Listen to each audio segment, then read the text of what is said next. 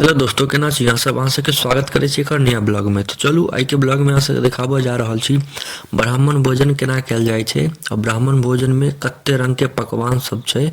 सब एक एक कऽ कऽ सब आइटम के बारे में बताएब और सब चीज बढ़िया से देखाएब, तो अहाँ सब लास्ट तक बनल रहू। तो देखियो, सबसे पहले चावल आबि गेलै, भात जकरा हम सब कहै छी अपन लैंग्वेज में भात आबि गेल छै। तकरा भात के बढ़िया से गोला कऽ लेब। ये देखियो, सबसे पहले केरा के पत्ता जकाँ ई पात छै रेडीमेड, एकरा सबसे पहले धो लेब। ठीक, धोला के बाद ई की कहै छै भात लऽ ले। भात आयत सबसे पहले हमरा सबके इम्हर सबसे पहले भात अबै छै। ठीक, भात के बढ़िया से गोल कऽ ढेरी लगा लेब, मतलब बढ़िया से समेट लेब, तहन चारू बगल सब्जी एतै। ठीक, हमरा सबके इम्हर जेना भोज होइ छै ने, ओहि हिसाब से अहाँ सबके बतायब। तो देखियो, सबसे पहले आबि गेल आलू कोबी के सब्जी। ठीक छै, देखियो आलू कोबी के सब्जी आबि गेलै। धीरे धीरे सब आइटम सब एतै, तो सब आइटम सब अहाँ सबके हम देखाएब, अहाँ सब लास्ट तक बनल रहियो। देखियो आलू कोबी के सब्जी आबि गेलै। आब सब्जी आयत, आबि रहल यऽ कदीमाक चटनी। देखियो ई कदीमाक चटनी है। जते जे पकवान अखन आयत सब एकर जे ब्राह्मण भोजन के भव्य तैयारी होइ छै, ई वाला ब्लॉग हम डालि देने छी केना की तैयारी सब भेलै ब्राह्मण भोजन के। जे सब ने देखने हैब जाकऽ जरूर देखब, ओ चैनल पर ब्लॉग हम डालि देने छी। जे सब ने देखने हैब जाकऽ जरूर देखब, वो बहुत मस्त ब्लॉग छै। आ इहो ब्लॉग एकदम लास्ट तक अहाँ सब देखब, बहुत मजा आयत ब्लॉग। कते रंग के पकवान छै से देखियो। ई आबि गेल सजमनि। देखियो सब सब्जी सब एकदम मस्त लागि रहल यऽ। पहले आलू कोबी, फिर कदीमा, फिर सजमनि, अब ओल के चटनी। देखियो अहाँ सब बस देखैत जइयो कते रंग के पकवान छै। अहाँ सब देखते देखते अहाँ सबके पेट भरि जायत, एते स्वादिष्ट होइ छै।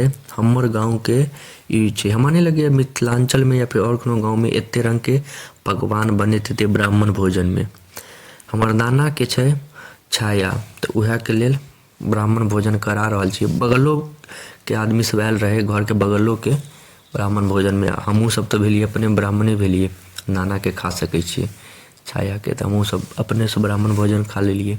देखियो आलू के भुजिया आबि गेल, तखन 3 2 5 गो सब्जी आबि गेल। ई आबि गेल धनी पत्ता के चटनी। अहाँ के हम गिनायब कते रंग के सब्जी हेतै, 6 रंग के आबि गेल सब्जी। देखियो ई सब चटनियो सब सब्जिए भेलै, तो ई नहीं सोचब। आ इम्हर देखियो पापड़ और चिप्स आबि गेलै, इहो 2 रंग के भऽ गेल।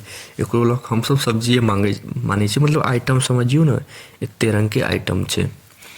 इम्हर 3 3 6 आ ओ 2 गो, एगो पापड़ आ चलौड़ी, चिप्स, पापड़ और चिप्स। 8 रंग के आबि गेल, एगो सब्जी और आयत। देखियो पूरा पत्ता भरि जाइ छै।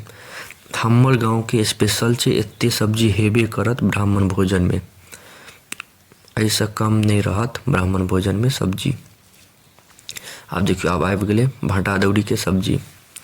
देखियो सबसे पहले आलू कोबी, ओल, कदीमा, ई सब एते रंग के सब्जी। आ बीच में भात के चावल के बीच में गड्ढा कऽ लेब, हम सब गड्ढा कऽ लै छी, ओहि में दालि दै छी, जे चारू बगल बहै नहीं, गड्ढा में रहै छै, चारू बगल नहीं, बाँध नहीं टूटै छै।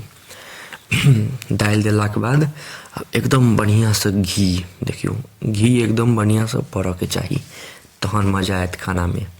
घी पड़ि गेलै, आब आराम से खा सकै छी।